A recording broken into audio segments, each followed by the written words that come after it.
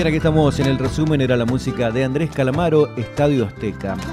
Vamos a compartir ahora una comunicación que tuvimos con Daniela Soledad Torres, licenciada en Psicología, y le preguntábamos cómo vivimos esta desescalada, si aumentó la consulta, se ve más gente con ansiedad, depresión, cómo podemos conectarnos con nuestros seres queridos, cómo se maneja en cuestión de salud mental. Ella es de Quitilipi, es Daniela Soledad Torres, psicóloga, y esto nos comentaba.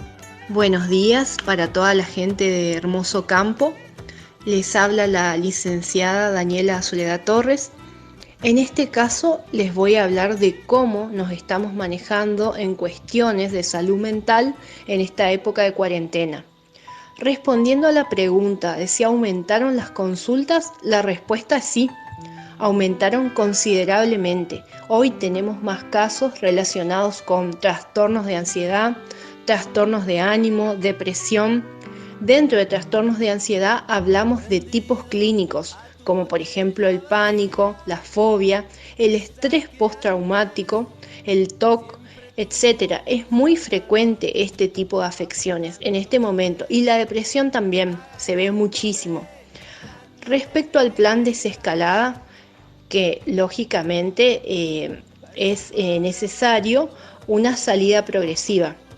Es lo que me habías preguntado, pero por supuesto depende de cada municipio, ver de cuánto puede hacer la apertura de las distintas actividades.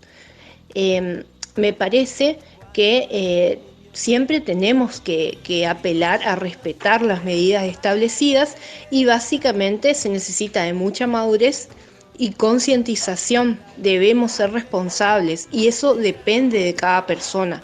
Entender que estamos en una situación excepcional, una situación totalmente nueva. Como solemos tomar la cuarentena, eso sí, depende de cada uno, y por eso te decía que todos tenemos que ser responsables.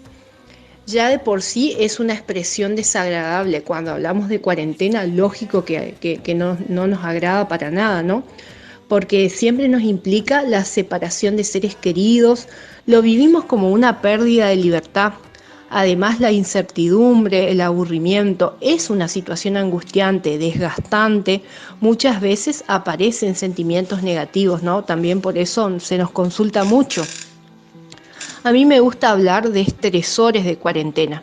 ¿Qué quiero decir con estresores de cuarentena? Hablo de duración, cuánto va a durar, cuánto se va a extender, miedo a infectarnos, a que nos contagien, a nosotros poder infectar a alguien, frustración, aburrimiento, la información inadecuada que muchas veces tenemos, apertura a un montón de información, y eso a veces no ayuda, y el hecho de no hacer nuestras actividades normalmente. La economía también es un estresor, y por supuesto el estigma, el miedo a salir después. Por eso me parece acertado hablar de una salida progresiva. Por eso es necesario también establecer rutinas dentro de lo permitido. Destaco la actividad física, siempre en los horarios que se permita, ¿no? Es muy importante para la ansiedad. Acordémonos que la ansiedad es una emoción, todos la tenemos. Y es un problema cuando esta ansiedad, en vez de estar al servicio de la supervivencia, que es lo que tiene que ser, es patológica y se transforma en ansiedad anticipatoria. Eso también lo vemos frecuentemente en el consultorio. Además es necesario no variar sustancialmente horarios, sobre todo si hay chicos, si tenemos chicos en la casa.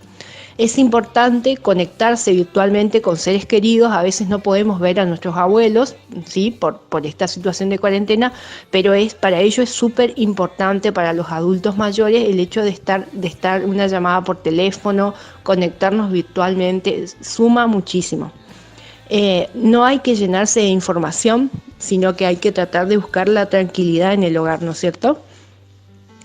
Bueno, espero les sirva esta pequeña pero útil información. Los saludo desde Quitilipi, que tengan una hermosa mañana y siempre al servicio de la comunidad, para lo que fuere necesario. Muchísimas gracias por contactarme. Cualquier cosa estoy a disposición. Bien. Era la palabra de Daniela Soledad Torres, licenciada en Psicología desde la ciudad de Quitilipi. Nos contaba cómo vivimos esta desescalada en el Chaco. Desde Hermoso Campo, Chaco, Radio Top. La radio más escuchada,